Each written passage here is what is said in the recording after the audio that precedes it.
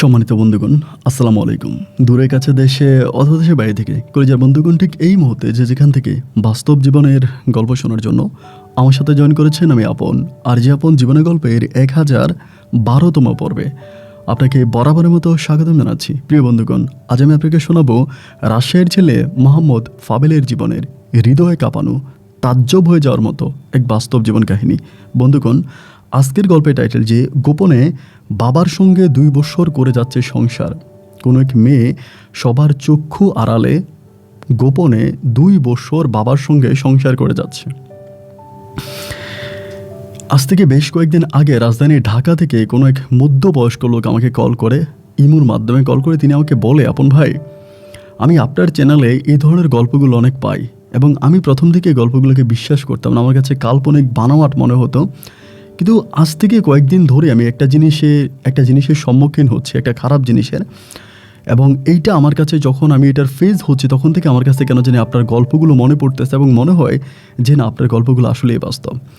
আমি তখন বললাম যে আপনি কীসের সম্মুখীন হচ্ছেন আমাকে বলেন। তিনি বলে যে তার একটা মেয়ে ক্লাস 9-এ পড়ে এবং আজ থেকে কয়েকদিন ধরে হঠাৎ করে মেয়ে স্কুল ড্রেস পরে বাসায় আসার পরে মেয়ের ড্রেস চেঞ্জ থেকে শুরু করে হঠাৎ করে মেয়ের দিকে তার একটা খারাপ নজর যায়, একটা খারাপ দৃষ্টি যায়। এবং উনি যখন এটা বুঝতে পারে যে ওনার নিজের মেয়ের প্রতি ওনার এই দৃষ্টিটা গেছে, ইনি তখন নামাজ পড়তে শুরু করে, তাহাজ্জুদ পড়ে, আপনার নফল নামাজ পড়ে, আল্লাহর কাছে কান্নাকাটি করে যে আল্লাহ এটা কেন হচ্ছে। এবং একটা পর্যায়ে তার এই দৃষ্টিটা বাড়তেই থাকে, মানে মেয়ের প্রতি খারাপ দৃষ্টিটা বাড়তেই থাকে। তো এটা কেন হচ্ছে তিনি আমাকে জিজ্ঞেস করলো। আমি বললাম যে ভাই দেখেন, আমি তো কোনো হুজুর না বা কোনো মাওলানাও না, তো আমি আপনাকে জাস্ট একটা কথা বলতে পারি, আমার কাছে কেন জানি মনে হয়, মানে ওনার পুরোটা গল্পে আমি শুনলাম, ওনার লাইফ স্টোরিটা। তাই আমি বললাম যে আমার কাছে কেন জানি মনে হয় যে আপনার যে মেয়ের কথা আপনি বলতেছেন এটা আসলে আপনার মেয়ে না। তো ভদ্রলোক আমাকে বললো যে ভাই কী বলেন। আমি বলি হ্যাঁ, মেয়ে তো ক্লাস 9-এ পড়ে, আপনি যেভাবেই পারেন মেয়েটার সাথে আপনার ডিএনএ টেস্ট করান, তাহলেই বুঝতে পারবেন।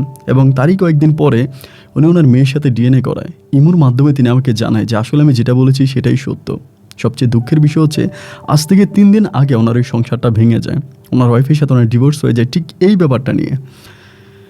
তো আমি জাস্ট একটা কথাই বলি যে সত্যিকার অর্থে কোনো বাবা যদি তার মেয়েকে জন্ম দিয়ে থাকে, এই মেয়ে যদি, আল্লাহ না করুক, আল্লাহ মাফ করুক, মেয়ে যদি ল্যাংটা হয়েও বাবার সামনে হাঁটে, বাবার খারাপ দৃষ্টি তার মেয়ের প্রতি যাবে না যদি এটা সত্যিকার অর্থে ওই বাবার মেয়ে হয়ে থাকে।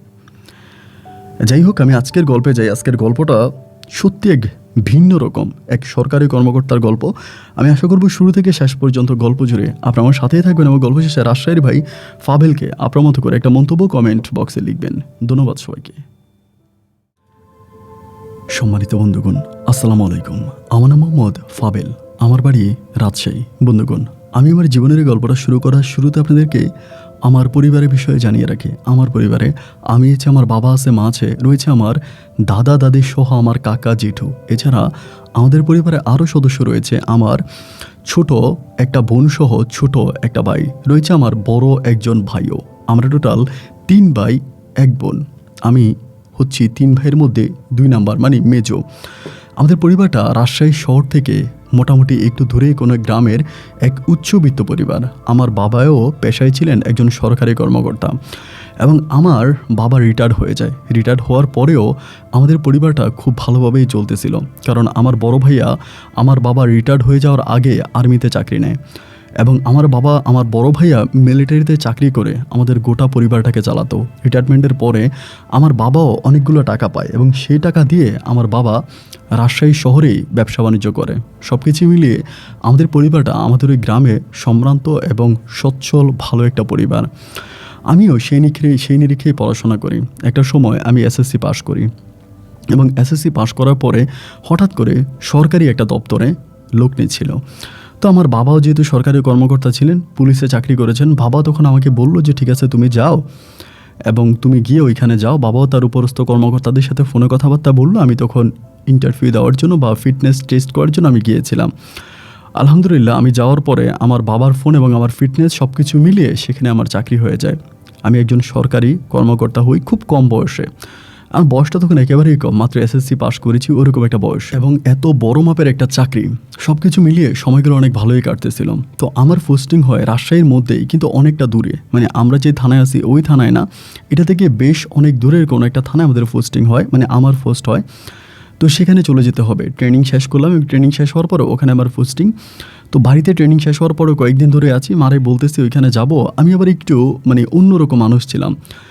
আমি যখন স্কুলে পড়াশোনা করতাম আমি কখনো হোস্টেলে থাকতে পারতাম না, কয়েকজনের সাথে একসাথে ঘুমাইতে পারি না এবং কয়েকজনের সাথে একসাথে খাবার খাইতে পারি না। আমি কেন জানি একা থাকতে পছন্দ করতাম। অনেকের সাথে খাওয়া দাওয়া করা, অনেকের সাথে ঘুমানো, এই জিনিসগুলো আমার দ্বারাই হতো না। তো আমি তখন খুব আম্মুকে খুব খারাপ করে বলতেছি আর কি, টেনশন করে বলতেছি, আম্মু এখন তো গেলে আমাকে ব্রাকে থাকতে হবে, তো ব্রাকে তো সবাই একসাথেই থাকবে, একসাথেই ঘুমাবে, তো আমার তো এইভাবে ব্রাকে থাকতে পারি না, আমার তো অনেক সমস্যা হয়ে যাবে। তো আমার আম্মু বলে, কী আর করবি, যেহেতু এখানে পোস্টিং হয়েছে তো ওখানে তো কাজ করাই লাগবে, সবাই যেভাবে থাকে তোকে তো সেভাবেই থাকতে হবে। আমি যে ট্রেনিং করেছি, কীভাবে যে ট্রেনিং করেছি আমি জানি আর আমার আল্লাহ জানে। আমি খুব কষ্ট করে আমার ট্রেনিংটা কমপ্লিট করে আসছি, কারণ আমি মানুষের সাথে ঘুমাইতেই পারতাম না। অন্য কারোর সাথে যদি আমি এক বিছনায় ঘুমাই আমার ঘুমিয়ে আসে না, এমন একটা অবস্থা। যাই হোক, একটা পর্যায়ে আম্মু তখন ওই দিন কথাবার্তা বললো। এরপরের দিন আম্মু হঠাৎ করে আমাকে বলতেছে যে, তুই বললি তোর পোস্টিংটা কোথায়? আমি তখন বললাম আমার ওই থানার নামটা। আম্মু তখন আমাকে বলছে, এখানে তো তোর অমুক খালার বাড়ি, আমার আম্মুর এক দূরসম্পর্কের বোনের বাড়ি হচ্ছে ওইখানে।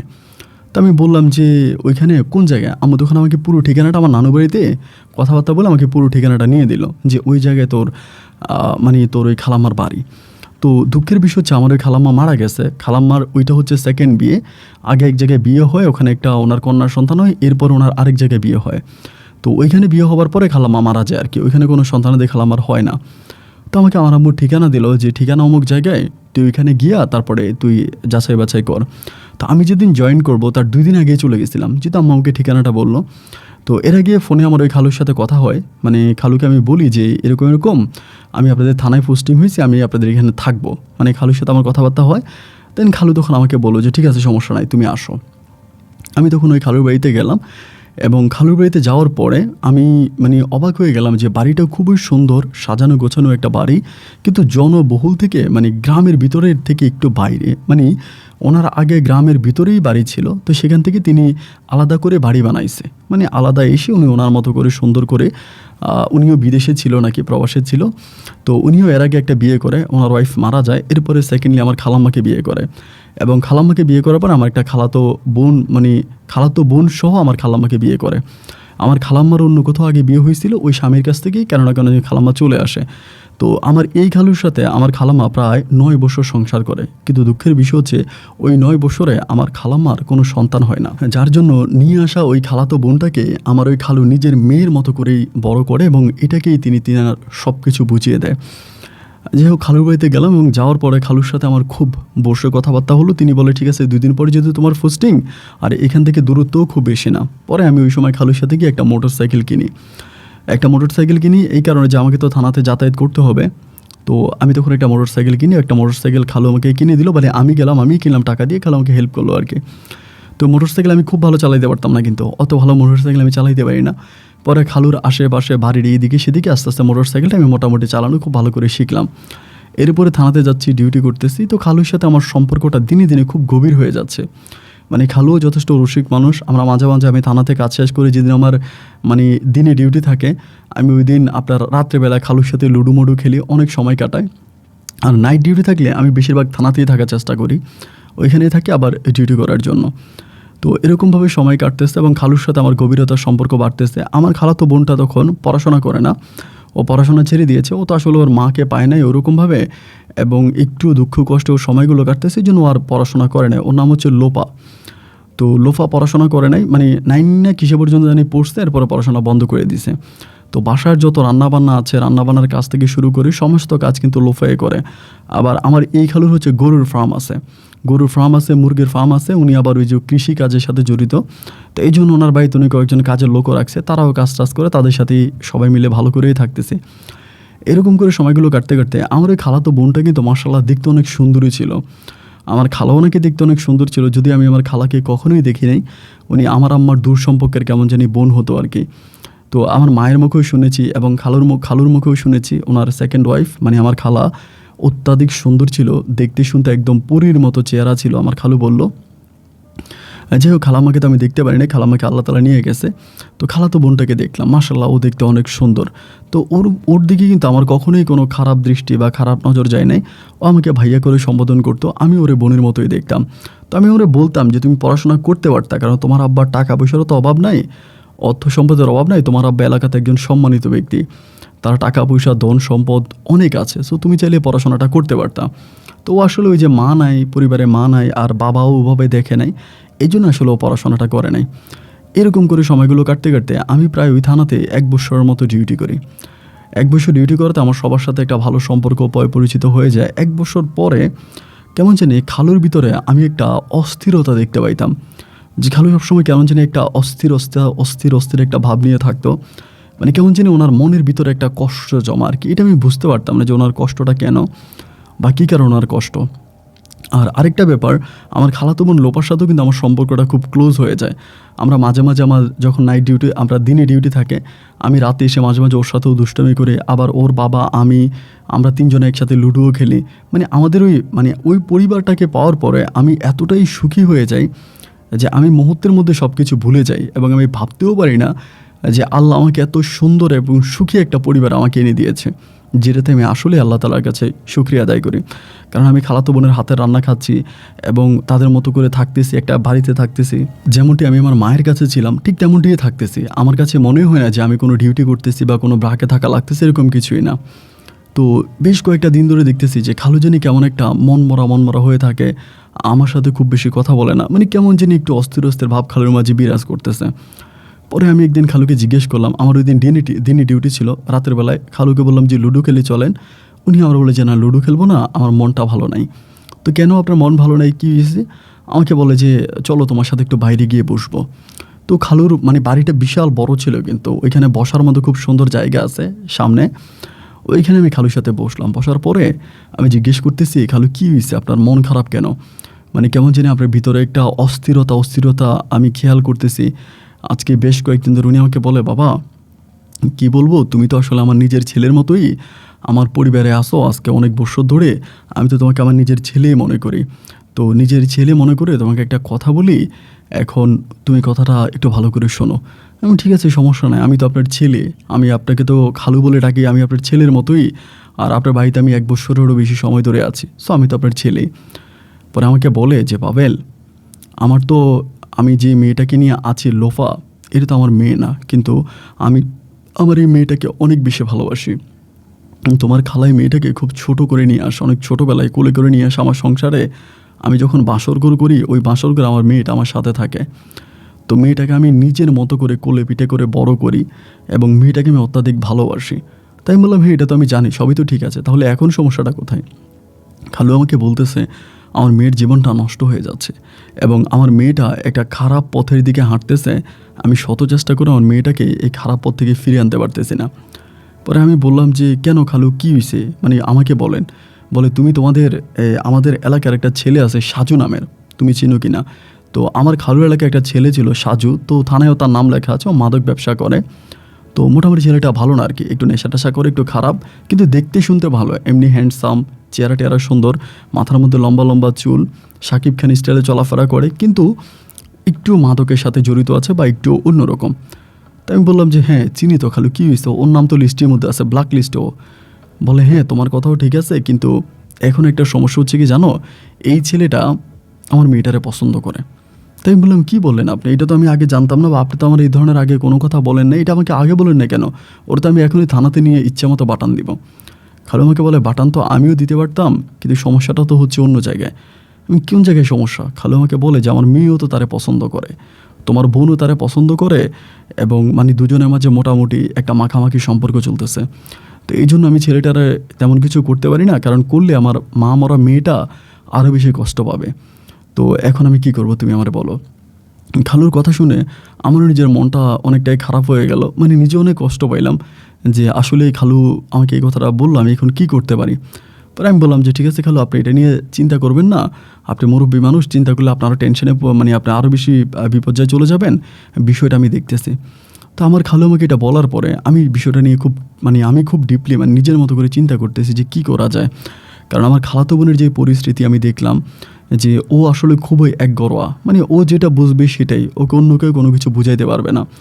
আর এর উপরে আমার খালু যে ছেলেটার কথা বলল, এই ছেলেটা কিন্তু নর্মাল কোনো ছেলে না, ওই কিন্তু মোটামুটি অনেক খারাপ টাইপের একটা ছেলে। তো ওই ছেলের সাথেও তো ওভাবে কোনো কিছু করা যাবে না। বেশ কয়েকটা দিন আমি বিষয়টা নিয়ে টেনশন করতেছি, কী করা যায়, কী করতে পারি বা কীভাবে কী করতে পারি। একটা পর্যায়ে খালু আমাকে হঠাৎ করে একটা সিদ্ধান্ত দিল, মানে এই কয়েকদিন পরে আমাকে বলে যে, পাবেল তুমি একটা কাজ করো, তুই যেহেতু আমার বাড়িতেই থাকো, আমার বাড়িতে তোমার একটা মানে তুমি আমার বাড়িতেই থাকতেছো আমার ছেলের মতো, তো লোপা তো তোমার হিসাব করলে খালাতো বোন হয়ে সম্পর্কে। আমি বললাম হ্যাঁ। উনি আমাকে বলে কাঁটা দিয়ে কাঁটা তুলতে হবে, এবং তুমি যেভাবেই পারো লোপার সাথে একটা প্রেমের সম্পর্ক তৈরি করো। এটা লোপার বাবা আমার খালু আমাকে শিখাই দিচ্ছে যে তুমি লোপার সাথে একটা প্রেমের সম্পর্ক তৈরি করো, এবং আস্তে আস্তে করে এই সম্পর্কটাতে তুমি একটু ডিপ বাড়াই দাও, গভীরতা হয়ে যাও, এবং হয়ে যাওয়ার পরে একটা পর্যায়ে লোপা ওই লম্পট ছেলেটাকে ছেড়ে দিবে, মানে সাজুকে ছেড়ে দিবে, তুমি ওর সাথে একটা প্রেমের সম্পর্কে জড়িত হও। তো ভাই আমি কিন্তু এই প্রেম প্রীতি বা ভালোবাসা এই জিনিসগুলো কখনোই আমার মাঝে আসে নাই। আমি স্কুল লাইফে পড়াশোনা করেছি, আমার অনেক বন্ধুবান্ধবের রিলেশন করেছে, প্রেম করেছে, বাট এই প্রেমের প্রতি আমার কোনো আগ্রহ কোনো সময়ই ছিল না যে প্রেম করতে হবে, বিয়ে করতে হবে, বা প্রেমিকা টেমিকা এই জিনিসগুলো আমার মাথায় ছিল না। তো খালু যখন আমাকে হঠাৎ করে প্রেমের কথা বললো, আমি তখন হাসি দিয়ে উঠলাম। বললাম খালু আমি তো এগুলো করি না, আমি ডিফেন্সের মানুষ, আমার তো এইসব আমার দ্বারা হয় না, বা আমি এগুলো করি না। খালু আমাকে বলে ঠিক আছে তুমি করো না, এখন অন্তত তোমার খালাতো বোনকে বাঁচানোর জন্য, বা তোমার খালাতো বোনকে একটা খারাপ ছেলের হাত থেকে রক্ষা করার জন্য হলেও তো তোমাকে এটা করতে হবে, কারণ আমাদের কাছে তো আর কোনো পথ খোলা নাই। অন্য কোনো পথ খোলা থাকলে তো আমরা অন্য পথেই যেতাম। এখন আমার তো মনে হয় এটাই একমাত্র পথ। তুমি যেহেতু আমার ঘরে আছো, আবার আমিও খুব খেয়াল করে দেখলাম যে লোপা কিন্তু তোমারে মোটামুটি পছন্দ করে, তোমার সাথে লোপা কথা বলে বা তোমার সাথে খুব ক্লোজলি কথা বলে।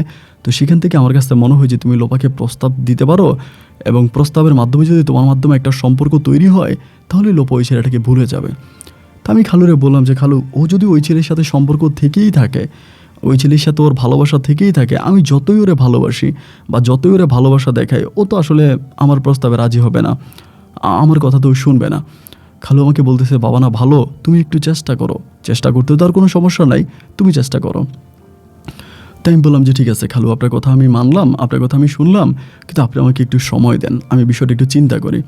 এন্ড এরপরে আমি বিষয়টা নিয়ে খুব ডিপলি চিন্তা করতে শুরু করি যে লোপার যে চলাফেরা বা লোপার যে স্টাইল, এবং এর সাথে আমি যদি এখন লোপাকে প্রস্তাব দিই, এটা কি ভালো হবে না খারাপ হবে, এবং যে ছেলের সাথে লোপার সম্পর্ক ওই ছেলেও তো খারাপ, এবং বিষয়টা আমি কি করব মানে বুঝতে পারতেছিলাম না, খুব টেনশনে পড়ে গেলাম। তো পড়ে যাওয়ার কয়েকদিন পরে আমি একদিন লোপার সাথে সকালবেলা বসলাম, আমার যদি নাইট ডিউটি ছিল, আমি আসছি, আসার পরে সকালবেলা ও রান্নাবান্না করতেছে, আমি ওই কিচেনে গিয়ে ওর সাথে বসছি, ও মাটির চুলে রান্না করতেছে। পরে আমি বললাম লোফা, আমি হাতে অনেকগুলো আপনার এই মানে শিট টিট অনেক কিছু থানার কাগজপত্র নিয়ে গেছি। যাওয়ার পরে বললাম লোফা, এই তোমার একটা কথা জিজ্ঞেস করব, তুমি কি আমাকে উত্তর দিবা? তো আমাকে বলে হ্যাঁ বলেন না ভাইয়া কী? আমি বললাম রান্নাবান্না বন্ধ করবা? বলে আমি রান্নাবান্না করি, আপনি বলেন আমি আপনাকে সাহায্য করবো। তাই আমি বললাম তোমাদের এলাকায় একটা ছেলে আছে সাজু নামের, এর কি চিনো? এটা বলা মাত্রই ও হঠাৎ করে আমার দিকে একটু ভিন্ন রকম করে তাকালো, মানে চোখগুলো একটু গরম করে কেমন করে একটু অবাক হয়ে তাকালো। পরে আমি বললাম তুমি কি চিনো? বলে চিনবো না কেন, সাজু ভাই তো আমাদের বাড়ির মানুষ, এটা তো সবাই চিনে, ওই যে এটা ওনার ঘর, আঙ্গুল দিয়ে দেখায় দিছে।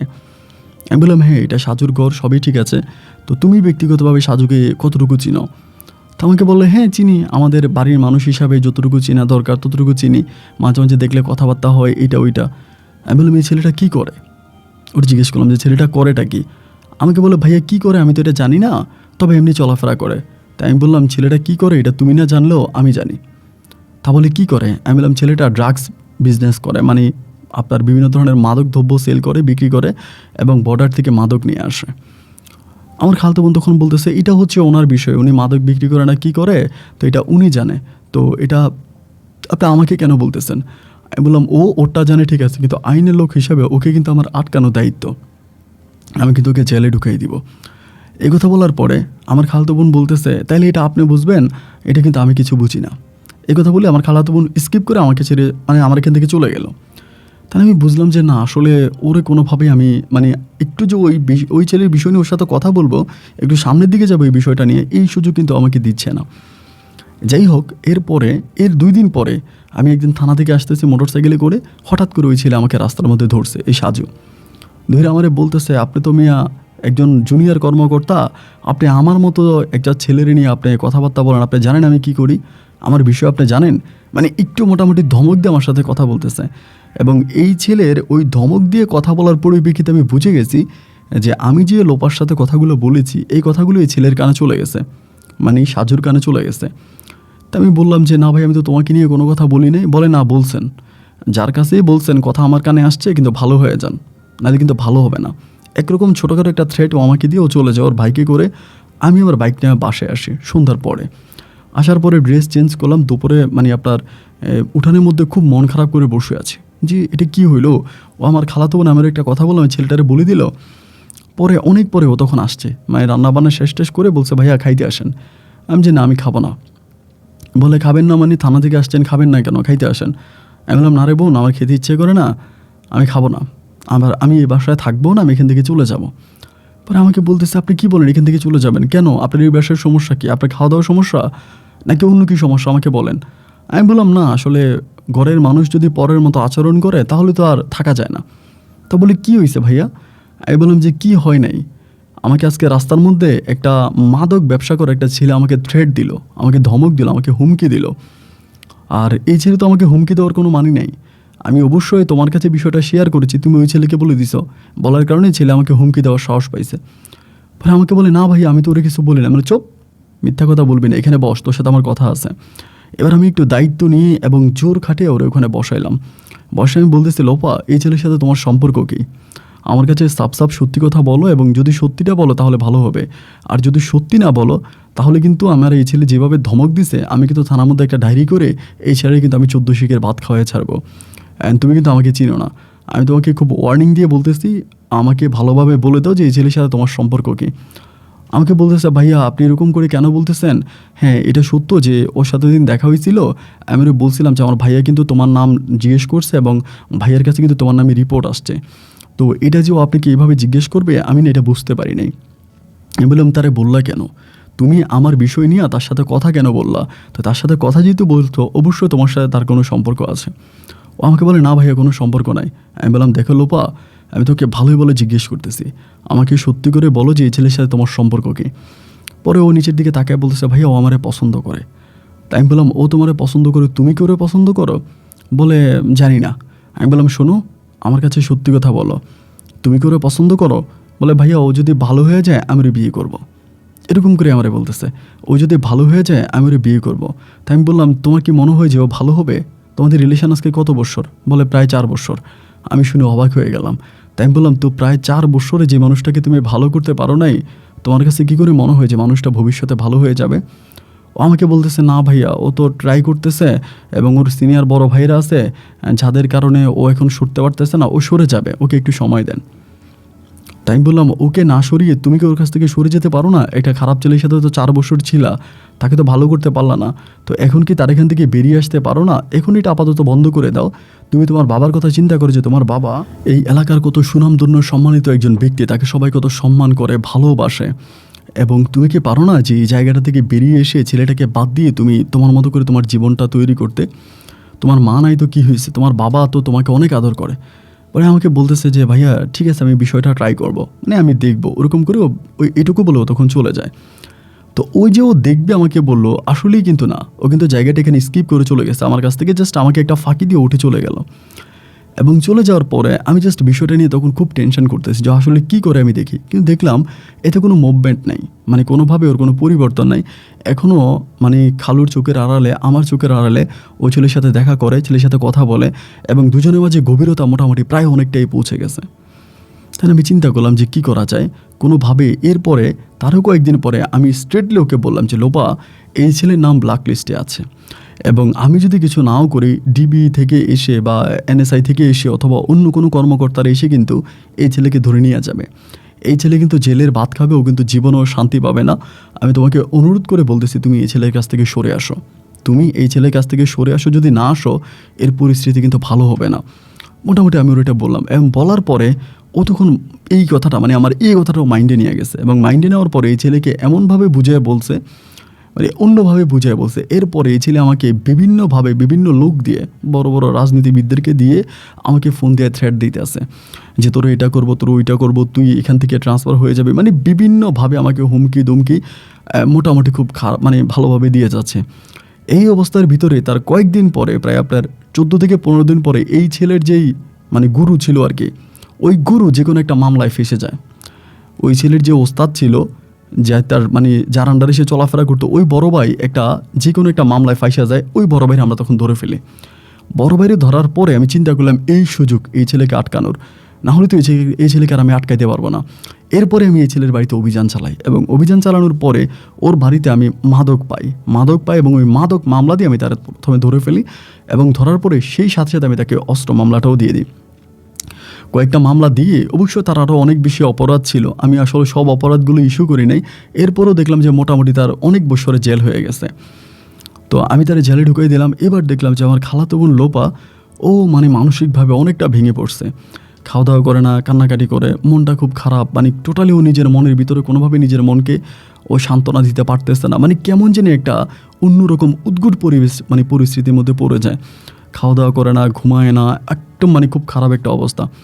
পরে ওর আব্বার সাথে আমি শেয়ার করলাম। ওর আব্বা আমারে বলে যে আমার মেয়েটা ওই ছেলের অনেক ভালোবাসতো, তো এখন কি করা যায়। তা আমি তার পরে একদিন বললাম যে খালু একটা কাজ করি, আমি লোপারে আমাদের বাড়িতে নিয়ে যাই। তো আমাদের বাড়িতে নিলে পরে আমার ছোটো ভাই আছে, আমার ছোটো বোন আছে, আমার মা আছে, বাবা আছে, আমার বড় ভাইয়া আছে এবং আমাদের পরিবারটা অনেক বড় একটা পরিবার, আপনি তো জানেন। তো ও যেহেতু এই পরিবারে একা থাকে এবং একা থাকার জন্যই তার মাথার ভিতরে এই ধরনের খারাপ উদ্গুট চিন্তাভাবনাগুলো ঢুকে গেছে। তো আমি যদি ওকে নিয়ে চলে যাই এবং ও যদি আমাদের সাথে মানে আমার সাথে আমাদের বাড়ি পর্যন্ত যায়, আমাদের বাড়িতে কয়েকদিন ধরে থাকে, তাহলে ওর ভিতরে ওই ছেলেটার জন্য যে একটা বাজে চিন্তা বা বাজে একটা জিনিস ঢুকে গেছিলো, এটা কিন্তু বেরিয়ে যাবে। এখন আপনি যদি অনুমতি দেন আমি ওর সাথে করে নিয়ে যাই।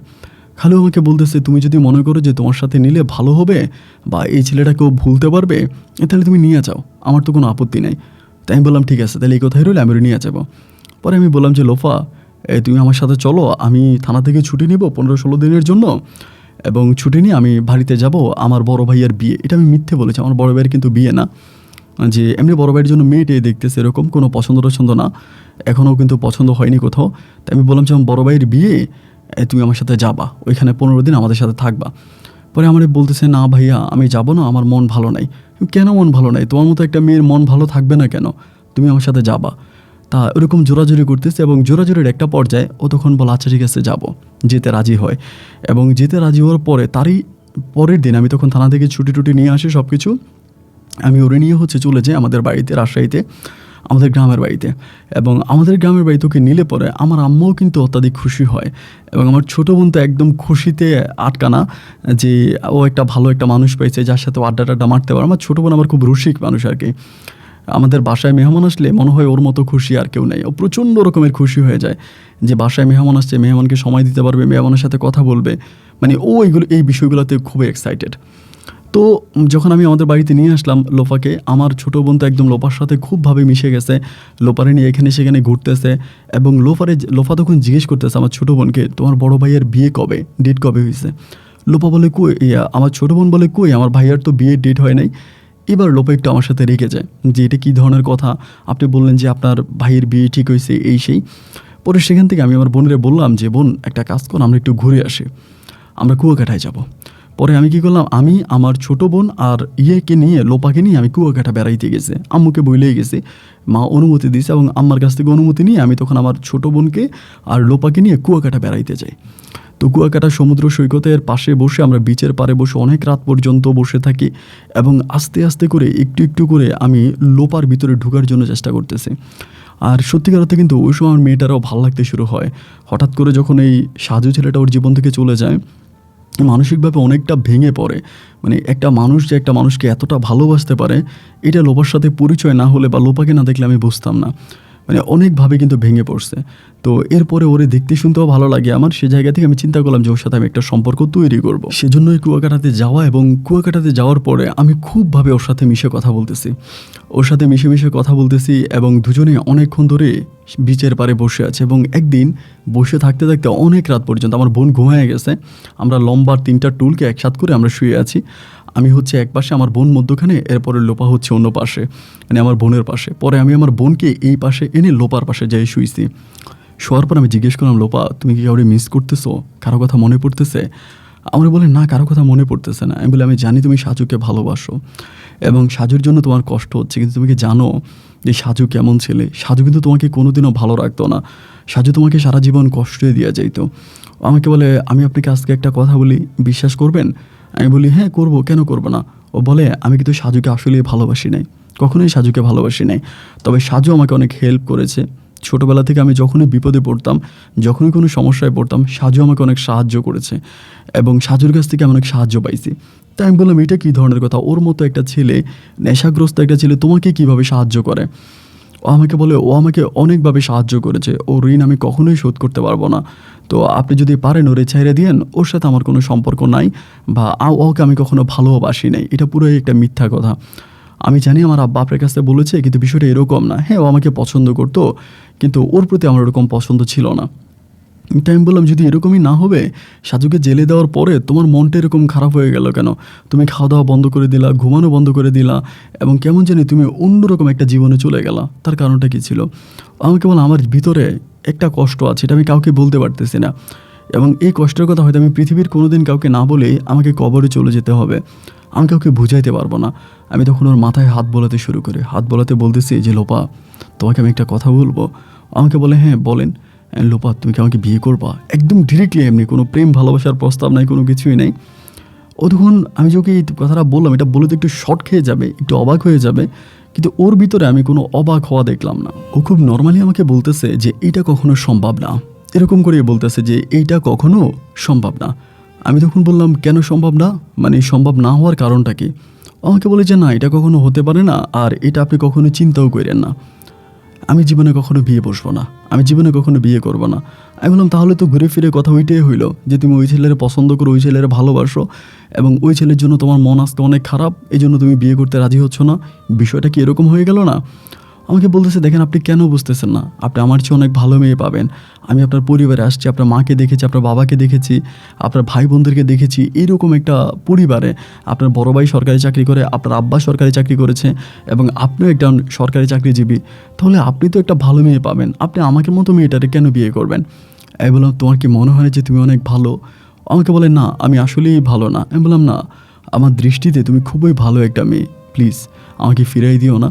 ও তখন আমাকে বলছে দেখেন আমার এগুলো না ভালো লাগে না, আর আপনি এসব কথা আমাকে বললেন না। এবং এই বলে এখন এর পরের দিনে সে এখানে আর থাকবে না, মানে কুয়াকাটায় থাকবে না, ও চলে যাবে, এখানে থাকবেই না, ও চলেই যাবে। মানে খুব কান্নাকাটি শুরু করছে যে আমি থাকবো না, আমি চলে যাবো, ভাল লাগে না, আমার ভাল লাগে না। ওই আমি প্রেমের প্রস্তাবটা দেওয়ার পর ওর মনটা ভেঙে গেছে। পরে আমার বোনের আমি বললাম যে ঠিক আছে চল আমরা চলে যাই। পরে আমি এখান থেকে আবার রাজশাহীতে চলে আসলাম। আসার পরে আমার কিন্তু ছুটি এখনও আছে, আমার ছুটি কিন্তু এখনও শেষ হয়নি। এনিমে যে লোপা শুরু করছে ও চলে যাবে, ও বাড়িতে চলে যাবে, এখানে থাকবে না। আমি আমার আম্মারে বুঝাইলাম যে আম্মা ওর তো মা নাই, ওর মনটা সবসময় একটু উদাস উদাস হয়ে থাকে, ওর মনের ভিতর কোনো শান্তি নেই, তুমি তার একটু সান্ত্বনা দাও, তোমার বাসায় কয়েকটা দিন রাখো এবং তুমি একটা ইতিম মেয়েকে যদি এরকম করে সাহায্য করো তুমি আল্লাহর কাছে ভালো পাবা।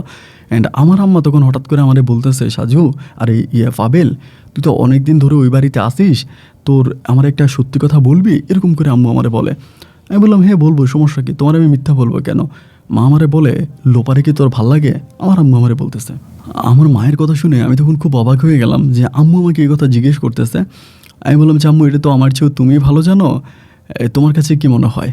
আমার আম্মু বলে না মেয়েটা অনেক লক্ষ্মী, অনেক শান্ত স্বভাবী একটা মেয়ে এবং যথেষ্ট শান্ত, নম্র, ভদ্র এবং মেয়েটার মধ্যে কোনো উচ্ছৃঙ্খলতা নাই, খারাপ নাই, পর্দা করে চলাফেরা করে, মেয়েটার আমার খুব ভালো লাগছে। তোর খালাম্মা যদি বাইচে থাকতো তাহলে এই মেয়েটারে আমি আমার ঘরে বউ বানিয়ে নিয়ে আসতাম তোর বড় ভাইয়ের জন্য, আমার বড় ভাইয়ের জন্য। আমার আম্মা বলতেছে। আমি বলি আম্মা তুমি একটু আগে বলতা যে আমি তারে পছন্দ করি কি না, এখন বলতেছো যে আমার বড় ভাইয়ের জন্য আনবা, আমি তারে পছন্দ করি, বিয়ে যদি করতে হয় তাহলে ওপারে আমি করবো, আমার বড় ভাই করবে কেন? আমার আম্মা তখন আমার দিকে তাকে হাসতেছে, বলে আসলেই তুই কী বললি? আমি বললাম হ্যাঁ আমি সেটাই বললাম, লোপারে আমার ভালো লাগে, তুমি তাড়াতাড়ি বড় ভাইয়ের বিয়েটা সম্পূর্ণ করাই দাও এবং এরপরে আমি লোপাকে আমার ঘরের বউ বানিয়ে নিয়ে আসবো। কিন্তু মা এখানে সমস্যা হচ্ছে কি, লোপাই আমাকে পছন্দ করে না এবং আমার কাছ থেকেও কেমন করে জানি একটু দূরে দূরে থাকে।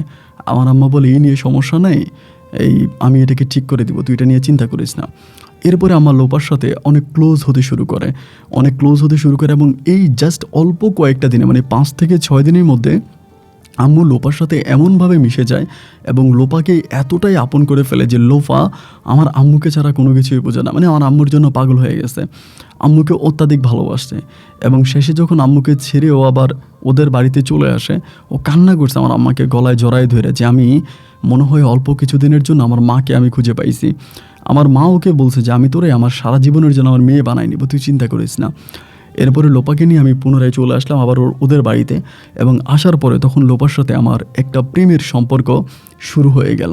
মানে লোপা আমাকে অনেকটা পছন্দ করে, ও যে খুব পছন্দ করে তা কিন্তু না, বাট আমি অনেক পছন্দ করি, আমি ওর অনেক পছন্দ করি, এবং আমাদের মাঝে হাঁটি হাঁটি পা করে একটা ভালো সম্পর্ক, একটা ভালো দিন আমাদের জন্য ওয়েট করতেছিল, এবং আমরা দুজনেই মোটামুটি একটা গভীর প্রেমে জড়িয়ে যাই। এবং এরকম করে সময়গুলো যখন সামনের দিকে অতিবাহিত হচ্ছিল, হঠাৎ করে আমার থানা থেকে আমি যে ঘটনাগুলো ঘটিয়েছিলাম, ওই যে এক রাজনীতির নেতারে ধরে ফেলছিলাম, এরপরে আবার সাজুরের জেলে ঢুকাইলাম, এই কয়েকটা কাণ্ডে আমার উপরে মোটামুটি উপরে মহল থেকে একটা খারাপ রিপোর্ট চলে আসে, রাজনীতিক লেভেল থেকে, মানে রাজনীতিদের থেকে একটা খারাপ ভাবে হচ্ছে আমাকে ইন্টারভিউ করা হয়। এরপর আমাকে ওখান থেকে ট্রান্সফার করে দেয়, এবং ট্রান্সফার করা হয় অনেক দূরে, আমার রাজশাহী থেকে আমাকে ট্রান্সফার করে একদম টোটালি চিটংয়ে। তো আমি তখন আমার আব্বার সাহায্য নিলাম, আব্বারে বললাম যে আব্বা এই ঘটনা, আমার আব্বু আমার উপর রেগে যায়। আব্বু তখন পুরো স্টোরিটা শোনে উপরে মহলের লোকদের কাছ থেকে যে আমি আসলে কী করছি, কেন হঠাৎ করে আমাকে ট্রান্সফারের বিষয়টা তারা সিদ্ধান্ত নিল, এবং আমিও আসলে অনেক খারাপ করে ফেলছি, মানে আমার ক্ষমতার অপব্যবহার আমি করেছি, যার জন্য আমাকে এখান থেকে ট্রান্সফার করে দিল, এবং তখন ট্রান্সফার হয়ে গেল চট্টগ্রামে। তো তখন কিন্তু আমার লোপার সাথে মোটামুটি একটা সম্পর্ক, মানে আমার তরফ থেকে একটা প্রেমের গভীর সম্পর্কে আমি হয়ে গেছি। পরে আমার হাতেও সময় নেই, অল্প কয়েকদিন আসছে, এবং ওই অল্প কয়েকদিনের ভিতরে আমি আর কিছুই করতে পারলাম না। দেন আমাকে রাজশাহী থেকে চিটংয়ে চলে যেতে হলো। আমি ট্রান্সফার হয়ে চিটংয়ে চলে যাওয়ার পরে কোনোভাবে আমার ভিতরে আর কোনো ভালো লাগতেছিল না, মানে মনটার মধ্যে খুব খারাপ লাগতেছিল, এবং কোনোভাবে বারবার লোপারে মিস করতেছি, ওর সাথে ফোনে কথা বলতেছি, ওর সাথে ফোনের মাধ্যমে যোগাযোগ হচ্ছে, কিন্তু কেন জানি নিজের মনের ভিতরে মনে হচ্ছে এক পৃথিবী পরিমাণ কষ্ট জমে গেছে, কোনোভাবেই নিজেকে ঠিক রাখতে পারতেছি না। এভাবে বেশ কয়েকদিন কেটে গেল, এবং কেটে যাওয়ার একটা পর্যায়ে আমি লোপার সাথে আবার আমার ওখানে যখন ট্রান্সফার হয় চিটংয়ে, আমি কিন্তু অনেক কাজের চাপে পড়ে যাই, কারণ নতুন একটা থানার মধ্যে যাই এবং সেখানে প্রচুর কাজ থাকে। আমি আমার সব কাজগুলো সামলাতে গিয়ে লোপারেও খুব একটা সময় দিতে পারতাম না, এবং ওভাবে ওর সাথে টুকিটাকি কথা হতো, এবং আমি আমার কাজে ফোকাস দিতে গিয়ে আমি কেমন যেন একটু অন্যরকম হয়ে গিয়েছিলাম। ওর সাথে ফোনে কথা হতো, এরকম করতে করতে তা প্রায় অনেকগুলো দিন কেটে যায়, প্রায় 7 থেকে 8 মাসের মতো কেটে যায়। এবং 7-8 মাস পরে আমি আমার আম্মাকে বললাম যে আম্মা, এখন তো মোটামুটি আমি আমার কাজ টাজ সব কিছু গুলিয়ে একটা ভালো অবস্থানের মধ্যে আসছি, এখন তুমি একটা কাজ করো, তুমি লোপার আব্বুরে, মানে ওই আমার খালুরে ফোন দিয়া বলো একটা দিন ঠিক করার জন্য, এবং ওই দিনে আমি তোমাকে নিয়ে, বাবাকে নিয়ে, ভাইয়াকে নিয়ে, ওই সময় তো আমার বড় ভাইয়ের আবার বিয়ে হয়ে গেছে, মানে বিয়ে হয়ে গেছে বলতে ছোটোখাটো করে একটা অনুষ্ঠান করে জাস্ট বউ নিয়ে আসছে, বড় অনুষ্ঠান করে নাই, বড় অনুষ্ঠান পরে করবে, এমনি জাস্ট বউটা নিয়ে আসছে। পরে আমি সেই পরিপ্রেক্ষিতে আমার মায়েরে বললাম যে তুমি খালুর সাথে কথা বলো, এবং খালুর সাথে কথা বলে তুমি সব কিছু ঠিকঠাক করো। তো এবার আমার আম্মু কী করলো, খালুর সাথে কথা বললো, মানে লোপার আব্বুর সাথে কথা বলার পরে আমার খালু ডিরেক্টলি আমার আম্মুকে বলে দিল যে আমার কাছে লোপাকে বিয়ে দেবে না, আমার কাছে লোপাকে বিয়ে দেবে না, এবং উনি লোপাকে ওনার বাড়িতে, মানে ওনার বাড়িতে, ওনার আশেপাশে কোথাও বিয়ে দিবে, যেহেতু জামাই সবসময় ওনার বাড়িতে আসে যায়, এবং মানে এক কথায় গড় জামাই উনি লোপাকে বিয়ে দেবে, ওরকম করে দূরে কোথাও বিয়ে দেবে না। তা আমার আম্মুর কাছে এই কথাটা বলার পরে আম্মু আমাকে ফোন দিয়ে জানাইলো যে দেখ ফাবেল, লোপার আব্বু তো এটা বলতেছে, এখন কি করব। কথাটা শুনে আমার মনটা তখন অনেকটা খারাপ হয়ে গেল, একদম মানে চোখে জল এসে গেল যে এটা কী হলো, খালু তো আমার সাথে সম্পর্ক অনেক ভালো ছিল, উনি হঠাৎ করে এভাবে কেন রাজি হলো না। তো আমি আম্মুরে বললাম যে আম্মু একটা কাজ করো, তুমি আব্বুরে দিয়ে ফোন করাও, মানে আব্বুকে দিয়ে ফোন করে একটু কথা বলে দেখো যে কোনো কিছু করা যায় কিনা। আমার আম্মু বলে আমি তোর খালুরে ভালো করেই চিনি, লোপার আব্বুরে, উনি যেহেতু নিজে মানা করে দিয়েছে, এখানে তোর আব্বু আর কথা বললে কাজ হবে না, তুই একটা কাজ কর, যেহেতু লোকটার সাথে তোরই ভালো একটা সম্পর্ক আছে, তুই অনেক দিন যাবত তোদের বাড়িতে ছিলি, তো সেই হিসাবে তুই একটু ফোন দে ওনাকে, তুই একটু ফোন করে ওনার সাথে কথা বল, এবং উনি কি বলতে চায়, কেন উনি দিবে না, এই বিষয়টা তুই ওনার কাছ থেকে শোনার চেষ্টা কর। আমি তখন আম্মুরে বললাম যে আম্মু ঠিক আছে, তাহলে আমি ওনার সাথে কথা বলি। আমি তখন ওনারে কল দিলাম, মানে লোপার আব্বুরে কল দিলাম, কল দিয়ে বললাম খালু কেমন আছেন। উনি বলে হ্যাঁ বাবা ভালো আছি। তাই আমি বললাম খালু অনেক দিন ধরে আপনার সাথে কথা হয় না, আমি চিটংয়ে আসার পর অনেক ব্যস্ত হয়ে গেছি আমার কাজে কামে, আপনাকে ফোন দিতে পারি না, আপনার সাথে কথা বলতে পারি না, আপনি কি আমার উপর রাগ করছেন? না বাবা রাগ তো করি নাই। তাই আমি বললাম খালু আমার আম্মু মনে হয় আপনারা ফোন করে একটা কথা বলছিল কিন্তু আপনি তো আমার আম্মুকে খুব নেগেটিভিটি উত্তর দিলেন কেন? মানে আমার কি আপনার পছন্দ হয় না, নাকি আমার মাঝে কোনো সমস্যা আছে? খালু তখন আমাকে একটু রাগান্বিত হয়ে আমার সাথে কথা বলতেছে, একটু রাগ নিয়ে বলতেছে যে, "তুমি এত বছর ধরে আমার বাড়িতে ছিলা, তোমাকে তো আমি অনেক ভালো মনে করছিলাম। আমি তো তোমার মাঝে এগুলো কখনোই দেখি নাই। তাহলে কি তুমি আমার বাড়িতে থেকে গোপনে, গোপনে এই কাজ করছো?" মানে এরকম করেই বলতেছে। আমি তখন বললাম যে, "খালু আপনি এটা কি কথা বললেন যে আমি গোপনে, গোপনে এই কাজ করছি? মানে আপনি কি আমাকে খারাপ মনে করেন? আমি তো গোপনে, গোপনে কোনো খারাপ কাজ করি নাই। ওরে আমার পছন্দ হইছে, আম্মু ওরে পছন্দ করছে। যার জন্য আমার আম্মু আপনাকে বিয়ের প্রস্তাব পাঠাইছে। আপনার মেয়েকে আমার আম্মু বউ বানিয়ে আমার আম্মু ঘরে নিয়ে যাবে। কিন্তু এই জায়গায় ভিতরে আপনি এটা আমাকে কি কথা বলতেছেন? আমি তো আপনার কথাবার্তা কিছুই বুঝতে পারছি না।" উনি আমাকে বলতেছে, "বাবা না বুঝতে পারলে নাই। আমিও না তোমার কথাবার্তা কিছু বুঝতে পারতেছি না। তুমি আমাকে যেসব কথা বলতেছো, এইসব কথা আসলে মানে আমার তরফ থেকে মেনে নেওয়া পসিবল না, সম্ভব না।" তাই আমি বললাম, "খালু আপনি আপনি কি যে কথাগুলো আমাকে বলতেছেন, এগুলো কি আপনি ভেবেচিন্তে বলতেছেন? আপনি কি আপনার মেয়েরে বিয়ে দিবেন না?" উনি বলে, "হ্যাঁ দিব।" তাই আমি বললাম, "আমি সরকারি চাকরি করি, আমার ফ্যামিলি ব্যাকগ্রাউন্ড ভালো, তা আমার কাছে দিবেন না কেন?" উনি বলে, "না, আমি তোমার আম্মারেও বলে দিছি, তোমারেও বলি, আমি আমার মেয়েরে এত দূরে বিয়ে দিব না। আমি আমার মেয়েরে আমার বাড়ির মধ্যে কোনো না কোনো জায়গায় বিয়ে দিব।" তাই আমি বললাম, "আপনি আপনার মেয়েরে বাড়ির মধ্যে কোনো না কোনো জায়গায় বিয়ে দিবেন, লাভটা কি? লোপা তো আমাকে পছন্দ করে, ও তো আমার ছাড়া অন্য কাউরে বিয়ে করবে না।" উনি বলে, "ওইটা সময় হলে দেখা যাবে।" পরে আমি লোপারে ফোন দিলাম, ফোন দেওয়ার পরে এবং আমি সবচেয়ে অবাক হয়ে গেলাম, হঠাৎ করে মানে লোপার আব্বা যখন চেঞ্জ হয়ে গেল, একইভাবে লোপাও তখন চেঞ্জ হয়ে গেল। ও আমাকে বলতেছে, "আমার আব্বু যদি বিয়ে না দেয় তাহলে আমি কী করব? আমার তো কিছু করার নাই। আর তুমি তো সরকারি চাকরি করো, আমাকে নিয়ে পালাইতেও পারবা না। কারণ আমাকে নিয়ে পালাইলে আমার আব্বু তোমার নামে মামলা দিবে, তোমার চাকরি চলে যাবে। তো এটাও কিন্তু ঠিক যে আমি ওকে নিয়ে পালাই যেতে পারবো না। যেহেতু আমি গভর্নমেন্টের একটা ভালো অবস্থানে আছি, আমি ওরে নিয়ে পালাইলে আমার চাকরি থাকবে না।" তো আমি বললাম যে, "তোমার আব্বু রাজি হবে না কেন?" আমার বলে, "সেটা আমি কী করে জানি আব্বু রাজি হবে না কেন? আর আব্বু রাজি না হলে তো আমার কিছু করার নাই।" পরে আমি চিটং থেকে ছুটি নিয়ে আমি রাজশাহীতে গেছি আমার খালুর কাছে, লোফাদের বাড়িতে। আমি খালুরে গিয়া মানে লোপার আব্বুরে ধরে পায়ে ধরে কান্না করতেছি যে, "আপনি এটা কেন করতেছেন? আমি তো ওরে পছন্দ করি, ওর সাথে আমার একটা ভালো সম্পর্ক আছে, আমি ওকে ভালোবাসি। কিন্তু সেখানে আপনি রাজি হবেন না কেন? আপনি রাজি না হওয়ার কারণটা কি আমাকে বলেন?" কোনোভাবেই খালু আমার কোনো কথাই শুনতে রাজি নাই। ওনার কথাই একটা, উনি ওনার মেয়ের আমার কাছে বিয়ে দেবেই না। আর শুধু আমার কাছে না, উনি দূরে কোথাও বিয়ে দেবে না। উনি ওনার মেয়েকে দূরে কোথাও বিয়ে দেবে না। উনি ওনার বাড়ির মধ্যে আশেপাশে ওনার এলাকাতে উনি ওনার মেয়েকে বিয়ে দিবে। তো আমি যতই চেষ্টা করলাম, যতই ওনাকে রিকোয়েস্ট করলাম, কোনোভাবে ওনাকে রাজি করাইতে পারলাম না। আমি পরে বাড়িতে গেলাম। বাড়িতে গিয়ে আমার মারে বললাম যে, মারে বললাম, বড় ভাইয়েরে বললাম, বাবারে বললাম। তারা সবাই একই কথা বলতেছে যে মানে ওর ওর মানে লোপা তো আর অত আহামরি কোনো সুন্দরী না, এবং লোপার ফ্যামিলি ব্যাকগ্রাউন্ড এত ভালো না যে লোপারেই বিয়ে করতে হবে। আমরা দেখে শুনে অন্য কোথাও বিয়ে করাবো। ওই মেয়ের বাবা যদি রাজি না হয় তাহলে ওখানে তোর বিয়ে করাবো কেন? ওখানে বিয়ে করার দরকার নাই। একইভাবে আমার আব্বা আম্মু তখন চেঞ্জ হয়ে গেল। বড় ভাইও চেঞ্জ হয়ে গেল। মনটা তখন অত্যাধিক খারাপ হয়ে গেল, এবং সবচেয়ে অবাক করা বিষয় হলো এইটা, লোপাও জানে কেমন, কেমন করে আমার কাছ থেকে একটু দূরে সরতে শুরু করলো। আমার সাথে আগের মতো করে কথা বলে না। ফোন দিলে আমাকে স্কিপ করে। মানে আমার কাছে মনে হলো ওর বাবা এবং লোপা, আমার বাবা, মা, আমার ভাই, মানে সবাই কেমন জানি আমার ভালোবাসার এগেইনস্টে চলে গেল। আমার ভালোবাসার বিপরীতে চলে গেল। এবং আমি কাউকে রাজি করাতে পারলাম না। কাউকে আমি আমার দুঃখটা বুঝাইতে পারলাম না। কেউ আমার কথায় কোনো সম্মতি দিল না। মনটা তখন অত্যাধিক খারাপ হয়ে গেল, কান্নাকাটি করতেছি। এবং এইভাবে প্রায় অল্প কিছুদিন কাটার পরেই হঠাৎ করে আমি একটা নিউজ শুনতে পাই, এবং এই নিউজটা শুনতে পাওয়ার পরে আমার মাথায় তখন আসমানটা ভেঙে পড়লো যে এটা কী ধরনের কথা। মানে এইটা তো অ্যাটলিস্ট মেনে নেওয়ার মতো কথা না, বা এটা তো হতেই পারে না, এটা কীভাবে সম্ভব? মানে আমি অবাক হয়ে গেলাম যে লোপাদের বাড়িতে কাজ করতো, কাজের ছেলে মোর্শেদ বলে একটা ছেলে ওদের বাড়িতে কাজ করে। মানে ওর বাবার যে গরুর ফার্ম আছে, মুরগির ফার্ম আছে, এগুলো দেখাশোনা করে, ওদের বাড়িতে থাকে। এবং লোপাকে নাকি ওই মোর্শেদের কাছে বিয়ে দিবে। এইরকম কথাবার্তা আমি আমার মায়ের কাছে শুনলাম যে, "দেখছোস তুই যে মেয়েকে বিয়ে করতে চাইলি, লোপার বাবা এখন ওদের বাড়ির কাজের ছেলের কাছে লোপাকে বিয়ে দিচ্ছে। এরকম একটা মেয়েকে তুই বিয়ে করতে চাইলি।" কথাটা শোনার পরে মনে হলো আমি মানে দুনিয়াতে নেই। আর এটা আমারে বলে কি? এটা তো কখনোই বিশ্বাসের কথা না। এটা যদি কেউ সাপ গলায় দিয়েও বলে যে লোপাকে মোর্শেদের মতো একটা ছেলের কাছে বিয়ে দেবে, মোর্শেদকে আমিও দেখেছি ওদের বাড়িতে কাজ করে এবং অনেক বছর ধরে ওদের বাড়িতে আছে, মানে মোর্শেদের কাছে লোপাকে বিয়ে দিবে, এটা হতেই পারে না, এটা কোনোভাবেই সম্ভব না, এখানে অন্য কোনো কাহিনী আছে। আমি আমার আম্মারে বললাম যে, "আম্মা এটা হতে পারে না, এটা সম্ভব না।" আমার আম্মা বলে, "এরা গড়াগাটো করে অনুষ্ঠান করে লোপাকে বিয়ে দিতেছে, আর তুই বলতেছিস এটা কোনো কথা না। এটা তুই কী ধরনের কথা বললি? এটা কোনো কথা না, এটা কোনো কথা হলো নাকি? তারা একেবারে আয়োজন করে আমাদেরকেও দাওয়াত করছে, সবাইকেই দাওয়াত করে, কী ব্যাপার?" তখন আমি লোপার সাথে কথা বলতে পারি না, ওর মোবাইলটা বন্ধ। ওর মোবাইলটা হঠাৎ করে বন্ধ করে দিল, এবং বন্ধ করে দেওয়ার পরে আমি আর ওরে কোনো কিছুই বললাম না। এবং একটা পর্যায়ে কয়েকদিন পরেই শুনতে পারি ওদের বাড়ির ওই কাজের ছেলে মোর্শেদের সাথে পারিবারিকভাবে লোপার বিয়ে হয়ে গেছে। ওইখানে লোপাকে বিয়ে দিয়ে দিছে। মানে আমি যে এত বেশি কষ্ট পাই, এতটাই কষ্ট পাই যে কষ্টের বর্ণনা আমি কাউকে দিতে পারবো না।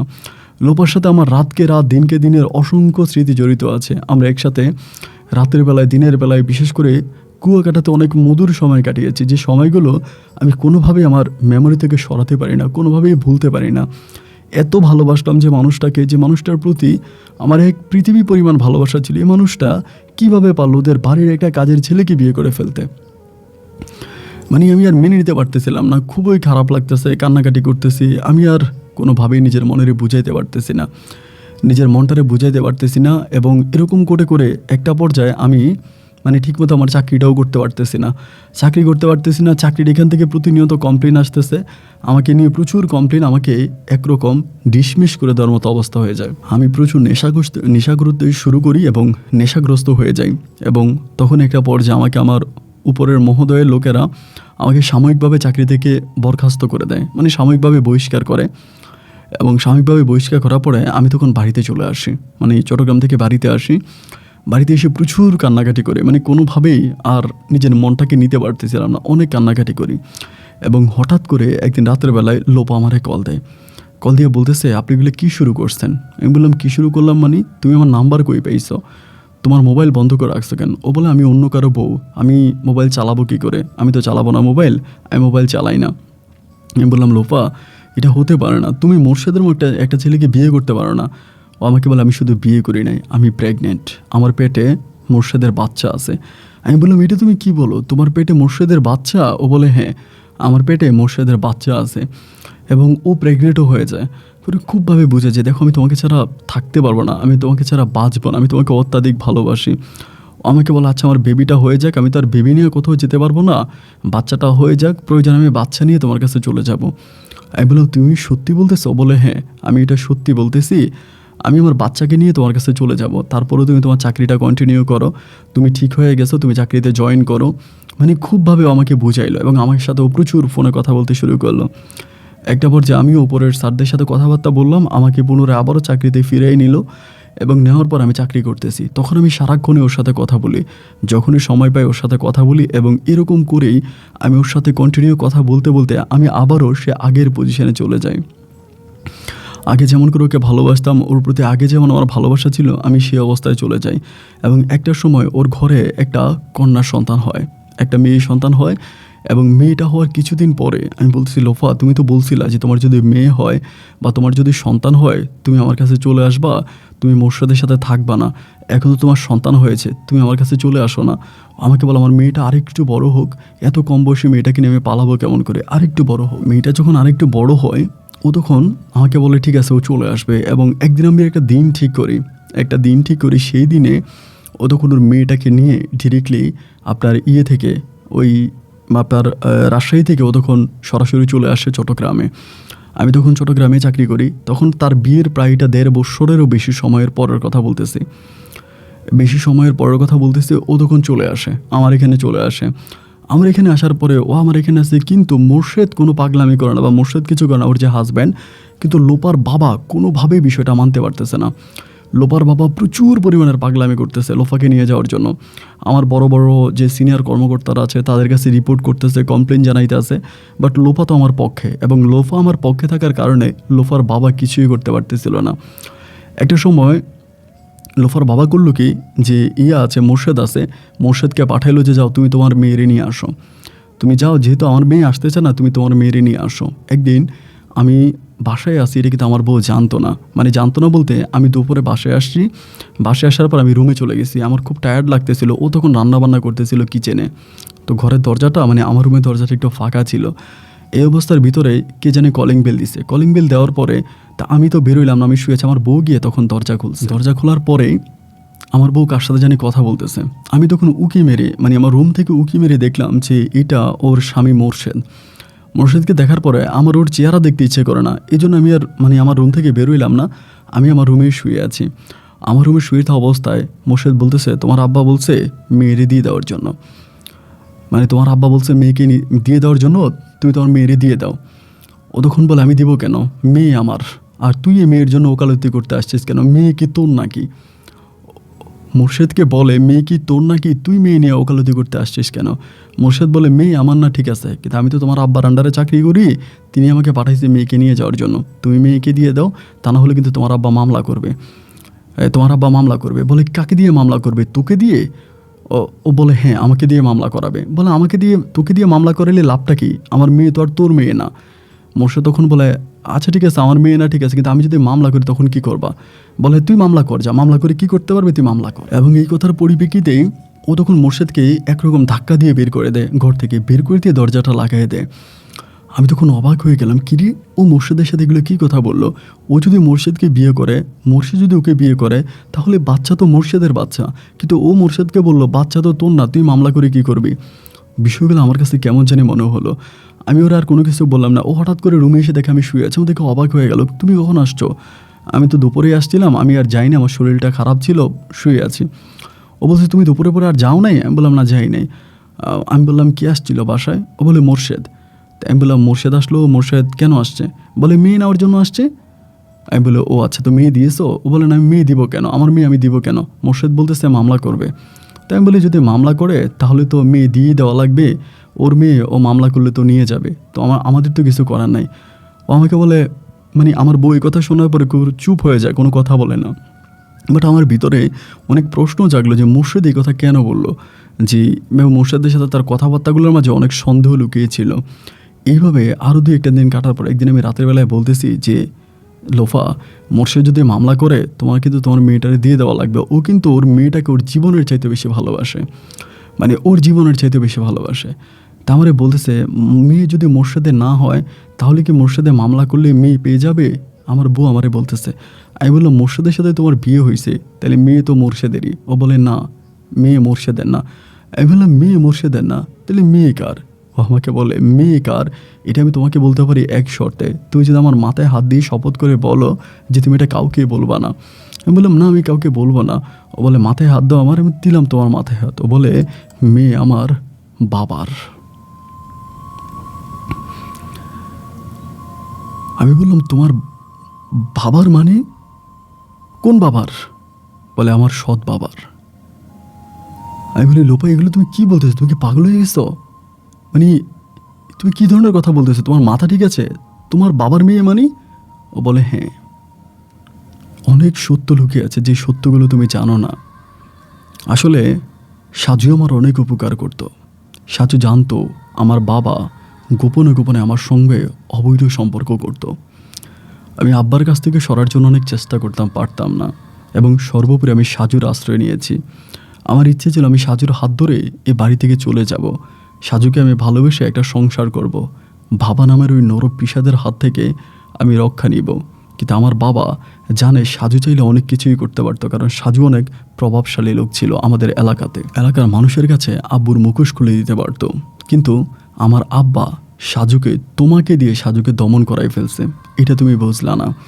আমি সাজুকে ভালোবাসি না, এটা সত্য, কিন্তু সাজু আমার অনেক উপকার করছে। তোমাকে দিয়ে আমার জীবন থেকে আমার বাবা সাজুকে সরাই দিল, তুমি এটা বুঝতে পারলা না। এরপরে আমার বাবা, তুমি যখন বিয়ের প্রস্তাব দিলা, তোমার কাছে বিয়ে দিল না, বিয়ে দিল, বিয়ে বলতে একটা বিয়ে নামের নাটক সাজাইলো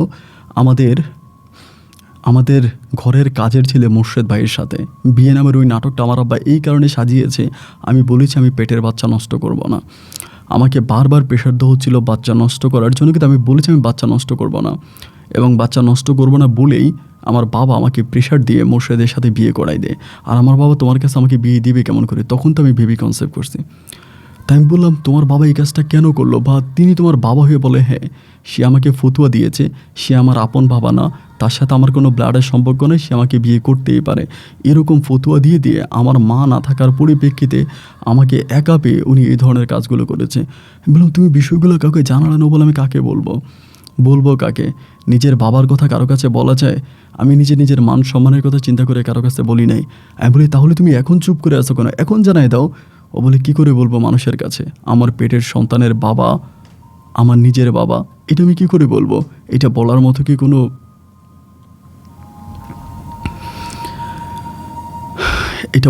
কি কোনো রাস্তা আছে? বা আমি এটা কারো কাছে বলতে পারি?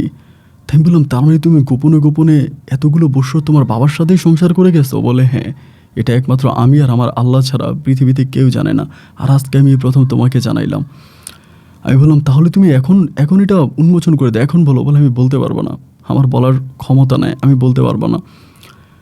এবং আমি তোমাকে আমার মাথা ছুঁয়ে শপথ করলাম, তুমি এই বিষয়টা কারো কাছে বইলো না, এটা তুমি কারো কাছে জানাইও না যে আমার সন্তানের বাবা আমার নিজের বাবা। আমি বললাম এটা হতে পারে না, তুমি এটা জানাই দাও। ও বলে না, আমি এটা কখনোই জানাইতে পারবো না, আমি এটা জানাই দিলে আমি নিজে নিজে মরে যাব। আমাকে যদি কেউ এটা বলে বা আমাকে মানুষ চিচি করবে, এটা আমি করতে পারবো না। আমি সেদিনটা সারাটা রাত ঘুমাতে পারিনি। আল্লাহ আমাকে এগুলো কী শোনাইলো, আমি কোন দুনিয়াতে বসবাস করছি। এবং তার কয়েকটা দিন পরেই, কিছুদিন পরেই হঠাৎ করে আমি এও শুনতে পারি ওই মোর্শেদ ওর নামে মামলা করে দেয়, মানে আমার বউয়ের নামে, লোপার নামে মামলা করে মেয়ের জন্য, যে ও বিয়ে বসে গেছে, মেয়ে যাতে দিয়ে দেয়, ওনার মেয়ে ও নিয়ে যাবে। তখন তো মেয়ে দুধ ছাড়া হয়ে গেছে, মেয়ে দুধ খায় নাই সে সময় আর। এবং মামলার পরিপ্রেক্ষিতে লোফা কোনোভাবেই মেয়ে দিবে না, মেয়ে দিবে না, দিবে না, দিবে না, মেয়ে দিবে না। একটা পর্যায়ে মানে আপনার এই মোর্শেদ বহু বড় বড় উকিল ধরা শুরু করছে এবং উকিলদেরকে টাকা দেওয়া শুরু করছে। এবং টাকা দেওয়ার পরিপ্রেক্ষিতে একটা সময় আইনিভাবে ও জয় করে ফেলো যে ও মেয়েকে নিয়ে যাবে, এটা ওর মেয়ে, আমার বউ যেহেতু বিয়ে বসে গেছে, মেয়ে দিয়ে দিতে হবে, মেয়ে নিয়ে যাবে। আমি তখন আমার বউরে বললাম যে তুমি সবার কাছে বলে দাও যে বাবু তো তোমার বাবার, এটা তো মোর্শেদের বাবু না, ডিএনএ টেস্ট করলে তো ধরা খেয়ে যাবে, তুমি ডিএনএ করাও। ও বলে আমি এটা ডিএনএ করাইতে পারবো না, এটা যদি লোকমুখে জানাজানি হয়, আমার গ্রামের মানুষ জেনে যায়, আমি নিজে আত্মহত্যা করবো, আমি বাঁচবো না। একটা পর্যায়ে দেখলাম আমি কোনোভাবেই তারে বুঝাইতে পারলাম না। এবং একটা পর্যায়ে ও বাবুটাকে দিয়েই দিল, মানে আমার যে মেয়েটা ওর যে মেয়েটা আছে, মেয়েটা মোর্শেদ নিয়ে গেল। এবং এই মেয়েটা নিয়ে যাওয়ার পরে 1 সপ্তাহ পর্যন্ত লোফা আমার সাথে ছিল। 1 সপ্তাহ পুরো পাগলের মতো ব্যবহার করেছে, পুরো পাগলের মতো, মানে নিজের সন্তানকে ছাড়া এভাবে তো থাকা যায় না। এবং 1 সপ্তাহ পরে একরকম পাগল হয়ে আমি অফিসে, আমাকে না জানিয়ে ও রাজশাহী চলে গেছে। আমি ফোন দিলাম, ও গাড়িতে বসে আছে, আমাকে বলে আমি রাজশাহী যাচ্ছি আমার মেয়ের কাছে। আমি বললাম তুমি কি জানো না যে তুমি রাজশাহীতে গেলে এখন কী ধরনের বিপদে পড়বা? আমাকে বলো আমি যতই বিপদে পড়ি, বাট আমি চলে যাবো, আমি থাকতে পারবো না, আমার মেয়ের ছাড়া আমি থাকতে পারবো না, আমি চলে যাব। আমি ওরা খুবভাবে বুঝাইলাম যে দেখো তুমি একটু বুঝতে চেষ্টা করো, আমি আইনিভাবে বিষয়টা হ্যান্ডেল করতেছি, মেয়েটাকে আমি নিয়ে আসবো, অপেক্ষা করো। কিন্তু না, ও অপেক্ষা করলো না, ও চলে গেল রাজশাহীতে। এবং রাজশাহীতে চলে যাওয়ার পরে একইভাবে আগের মতো করে ওই পরিবারে থাকতে শুরু করছে। এবং ওর বাবার সাথে যে সম্পর্ক, ওই সম্পর্ক কন্টিনিউ করতেছে, স্বামী হিসাবে সাইনবোর্ড হিসাবে ঝুলে রাখছে মোর্শেদকে। মধ্যখানে আমার জীবনটা এরকম হয়ে গেল। আমি ওকে বারবার ফোন দিয়ে বলতেছি যে একটা কাজ করো, তুমি চলে আসো, তুমি এভাবে নির্যাতিত হইও না। ও আমাকে বলে আমার ভাগ্যে যা আছে তাই হবে। আমি বারবার দর্শন হতে রাজি আছি, কিন্তু আমার মেয়েকে ছাড়া আমি থাকতে পারবো না। আমি আমার মেয়েকে আমার জীবনের চাইতে বেশি ভালোবাসি, আমি আমার মেয়েকে নিয়েই থাকবো। আমি বললাম দেখো তুমি এই পাগলামিটা করো না, এবং এই পাগলামিটা যদি তুমি করো তাহলে তুমি তুমি নিজে ঠিক থাকতে পারবে না, প্লিজ তুমি এটা করো না, তুমি চলে আসো, যা হবার তা হয়েছে, তুমি চলে আসো। ও আমাকে বলে আমি যাব না, আমি আমার মেয়েকে নিয়েই থাকবো, আমি যাব না। যতভাবেই তারা আমি বুঝাইছি, সে আসতে রাজি হয় না। এক পর্যায়ে আমি তার জন্য পাগল হয়ে আমি রাজশাহীতে গেলাম, আমার পরিবারে গেলাম, আমার আব্বা আমাকে বললাম যে ও তো আসতেছে না। এবং সেখান থেকে একটা আবার পরিকল্পনা, সে কী করলো, আমাকে ডিভোর্স করে দিল। আমাকে নিজে ডিভোর্স করে দিল, ডিভোর্স লেটার আমার বাড়িতে পাঠিয়ে দিল যে আমার সাথে সংসার করবে না, এবং আমি যদি বেশি ঝামেলা করি তাহলে আমার নামে আইনের আশ্রয় নেবে, এরকম করলো। এবং আমি তখন প্রচুর কান্নাকাটি, আমার মা আমারে বলে কী হয়েছে তুই বল না, কী হয়েছে, তুই এই মেয়েরে ছাড়া তুই থাকতে পারবি না কেন? কি? আমি বলে মা ও তো অসহায় একটা মেয়ে, ও যে এতটা দুঃখী, এতটাই কষ্টপ্রাপ্ত একটা মেয়ে, আমি তোমাকে বললে তুমি বিশ্বাস করো না মা, তো কষ্ট নিয়ে পৃথিবীতে কোনো মানুষ বাঁচতে পারে না। আমার আম্মা বলে কী হয়েছে, তোর কাছে কি মনে হয়? আমি তখন বলি মা এমন একটা সত্য লুকিয়ে আছে যেটা শোনার পরে তুমি নিজেকে ঠিক রাখতে পারবা না। আমার আম্মা বলে তুই বলিস কি? আমি বললাম তাইলে শুনবা, শোনো। আমি তখন আমার আম্মার কাছে সবগুলো সত্য কথা বলি যে লোপার যে বাচ্চার জন্য লোপা আজকে এত পাগলামি করতেছে, এত কিছু করতেছে, ওই বাচ্চার বাবা ওর সৎ বাবা, ওই বাচ্চার বাবা মোর্শেদ না, ওই বাচ্চার বাবা ওর সৎ বাবা। এটা বলার পরে আমার আম্মা তখন আসমান থেকে বলছে, আমার আম্মা বলে তুই এটা বললি কি, এটা কীভাবে সম্ভব? আমি বললাম হ্যাঁ মা, এটাই সম্ভব এবং এটাই ঘটেছে, এটাই হয়েছে। আমার মা বিশ্বাস করতে পারছে না, আমার মা কান্নাকাটি শুরু করে দিয়েছে। এক পর্যায়ে আমি আমার মাকে কেন যে বলে দিয়েছি আমি নিজেও জানি না, আমার মা মুহূর্তের মধ্যে খবরটা পৌঁছে দিল আমার নানু বাড়িতে, মানে আপনার লোপার নানার বাড়িতে, মানে আমার নানার বাড়িতে খবরটা পৌঁছাই দিল এবং বললো যে এই ঘটনা। এবং এই ঘটনা জেনে হওয়ার পরে আমার নানু বাড়ি থেকে, তখন আমি তো তখন পাগলের মতো পড়ে আছি রাজশাহীতে, আমার মাথা মতো ঠিক নাই, এই ঘটনার পরে আমার বাড়ি থেকে লোকজন তখন গেল রাজশাহীতে, মানে ইয়েদের বাড়িতে, লোফাদের বাড়িতে। আমার নানু বাড়ি থেকে লোকজন গিয়ে লোফাদের বাড়িতে গিয়েই এখানে মাইদুর করলো, অনেক ঝামেলা করে শেষ পর্যন্ত এলাকা ভিত্তিকভাবে পরীক্ষা করা হলো, মানে বাচ্চার ডিএনএ করা হলো মোর্শেদের সাথে। যখন বাচ্চার ডিএনএ মোর্শেদের সাথে করা হলো, বাচ্চার সাথে মোর্শেদের ডিএনএ মিলল না, এবং সেই ডিএনএ পরীক্ষা করার জন্য চাইলো ওর বাবার সাথে। রাতের বেলায় সবাই মিলে সিদ্ধান্ত নিল যে সকালবেলা ওর বাবার সাথে ডিএনএ টেস্ট করাবে, মানে ওর ওই সৎ বাবার সাথে যে বাচ্চাটা আছে, মেয়ে বাচ্চাটা আছে, মেয়ে বাচ্চাটা ডিএনএ করাবে। এইরকম একটা সিদ্ধান্তের মধ্যে সবাই তখন গেল, সকালবেলা যাবে। অ্যান্ড সকালবেলা যাবে রাত তিনটার মধ্যেই আমি খবর পেলাম যে রাত 3টা বাজেই লোফা আত্মহত্যা করেছে। আমার কাছে খবর আসলো 3টা বাজে লোফা আত্মহত্যা করেছে, ফাঁসি দিয়েছে। এই রাতের বেলা আমি তখন মারি নিয়ে রওনা দিলাম, এবং রওনা দিয়ে যাওয়ার পরে বুঝতে পারলাম যে লাশ পুলিশ নিয়ে গেছে, থানাতে নিয়ে গেছে, পোস্টমর্টেম করবে, এবং বাচ্চাটাও পড়ে আছে, এক পাশে লোপার বাবা পড়ে আছে।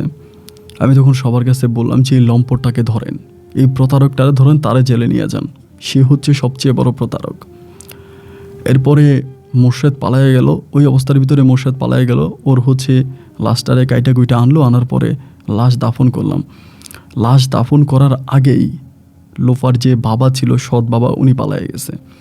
মোর্শেদ পালানোর পরে লোফার ওই সৎ বাবাও পালিয়ে যায়, এবং সৎ বাবা পালিয়ে যাওয়ার পরে এখানে আর কেউ রইল না। পরে আমার যে মেয়েটা, মানে লোফার যে মেয়েটাকে নিয়ে আমি চলে আসলাম, এবং এই ঘটনাতে আমার চাকরিটাও চলে গেল। মানে আমি যে ডিফেন্সে চাকরি করতাম, চাকরিটা চলে গেছে। অনেক মামলা টামলা, অনেক ঝামেলা টামলা, আমি চাকরি করতে পারলাম না, চাকরিটা আমার চলে গেল। পরে ওর মানে মেয়েটারে ওইখানে আর কেউ রইল না, মানে ওই জায়গাটা পুরো খালি হয়ে গেল। ওই লোপার বাবা যে কোথায় চলে গেছে, ওনার কোনো সন্তান আর খুঁজে পেলাম না। বহু বছর হয়ে গেল, তিনি আর এই বিটায় আসলো না, ওই বিটায় তিনি আর আসলো না। তিনি আর গরু, তিনি আর মুরগি, তিনি আর জায়গায় সম্পত্তি সব কিছু ফালায় তিনি চলে গেছে। পরে একটা সময় জায়গাগুলো মানুষ বুক দখল করে ফেলতেছে, জায়গা মানুষ দখলে নিয়ে যাচ্ছে, জায়গা মানুষ দখল করে ফেলতেছে। পরে আমি ওই এলাকার লোকজন ধরে জায়গাটাকে মাপ দিয়ে, আমিন দিয়ে, আমি চারপাশে ওয়াল উঠাই দিয়া খুব সুন্দর করে গেট লাগাই দিয়ে আসছি। এখন ওভাবেই পড়ে আছে, আজ এভাবেই পড়ে আছে। পরিবার থেকে আমাকে বারবার বলে তুই বিয়ে শাদী কর, সংসার কর। আজ বহু বছর হয়ে গেল, লোফা মারা গেল, কিন্তু আমি আর বিয়ে করলাম না। ওর যে মেয়েটা আছে, মেয়েটাকে আমি বড় করতেছি, এবং নিজের মেয়ের মতো করে আমি মেয়েটাকে আদর যত্ন করতেছি। মেয়েটা আমার কাছে বড় হচ্ছে। আমি কারো কাছে আজও মনের দুঃখের কথা বলতে পারিনি যে আমি লোপাকে কতই ভালোবাসি, এবং কেন জানি এখন বারবার নিশিরাতে আমার কাছে মনে হয় আমার জন্যই আজ লোপার বাবা বাড়ি থেকে পালিয়ে গেল, লোপাদের বংশটা নির্বংশ হয়ে গেল, লোপা মারা গেল, এবং লোপার মৃত্যুর জন্য একমাত্র আমিই দায়ী। কেমন জানি আমার নিজেকেই নিজের দোষারোপ মনে হয়। কারণ আমি যদি আমার মায়ের কাছে সত্যগুলো না বলতাম, আমার মা এই কথাগুলো লোপার কাছে, লোপার নানার বাড়িতে বলতো না, আর লোপার নানার বাড়ির লোকজন গিয়ে এইভাবে ডিএনএ টেস্ট এত ঝামেলা করতো না, এরই মাঝে লোপাও আত্মহত্যা করতো না। কারণ ও তো আমাকে বারবার বলেছে যে যদি এই কথা লোকে জানাজানি হয় আমি আত্মহত্যা করে মরে যাব। তো কেন জানি মনে হয় যে লোপার মৃত্যুর জন্য আমি দায়ী। আজও সেই দায় সারতে পারি না বলে নতুন করে কারোর সাথে সংসার বাঁধতে পারতেছি না।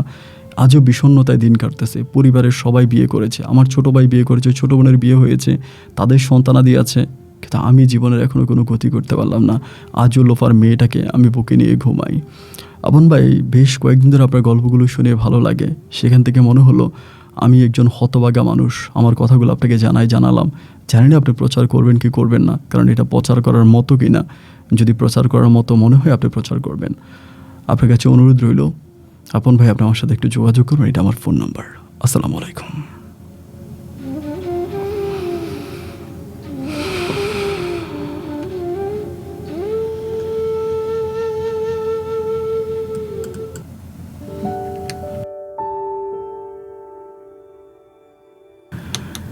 প্রিয় বন্ধুগণ, সবাইকে অনেক বেশি ধন্যবাদ এতক্ষণ পর্যন্ত রাজশাহীর ভাই ফাবেলের জীবনের বাস্তব গল্পটা শুরু থেকে শেষ পর্যন্ত শোনার জন্য। বন্ধুগণ, আমার আসলেই ভীষণ কষ্ট লাগছে, বিশেষ করে লোপার জন্য। কিছু কিছু মানুষ বলে যে মেয়ে মানুষ যতই চালাকি দেখাক বা যতই চালাক হোক না কেন, তাদের বুদ্ধি সবসময় হাঁটুর নিচেই থাকে। মেয়েরা কখনো পুরুষের মতো বুদ্ধিমান হতে পারে না। অনেকেই বলে আর কি, অনেকের মুখে কথাটা শুনে যে মেয়েরা যতই বুদ্ধি খাটাক ওদের বুদ্ধি হাঁটুর নিচে। এবং লোপাকে দেখে আমার সেটাই মনে হলো যে মেয়েটা যখন ফাবেল ওদের বাড়িতে থাকে তখনও কিন্তু লোপার বাবার একটা অবৈধ সম্পর্ক হয়ে যাচ্ছে, এটা কিন্তু ফাবেল বুঝতে পারে নাই এবং লোপাও এই বিষয়টা কারো কাছে বলে নাই। শেষে এমন একটা পর্যায়ে এসে ফাবেলকে জানিয়েছে, ওই পর্যায়ে আসলে কিছুই করার ছিল না। আর ফাবেলও ইমোশনাল হয়ে যদি তার মায়ের কাছে এই বিষয়গুলো না বলে দিত, হয়তো এটার একটা সমাধা আগে পরে হতো। যাই হোক, যেটা হয়েছে সেটা হয়তো আল্লাহ কর্তৃক ইচ্ছা ছিল, আল্লাহ যেমনটা ইচ্ছা করেছে তেমনটাই হয়তো হয়েছে, কারণ আল্লাহর ইচ্ছা ছাড়া তো পৃথিবীতে কিছুই হয় না।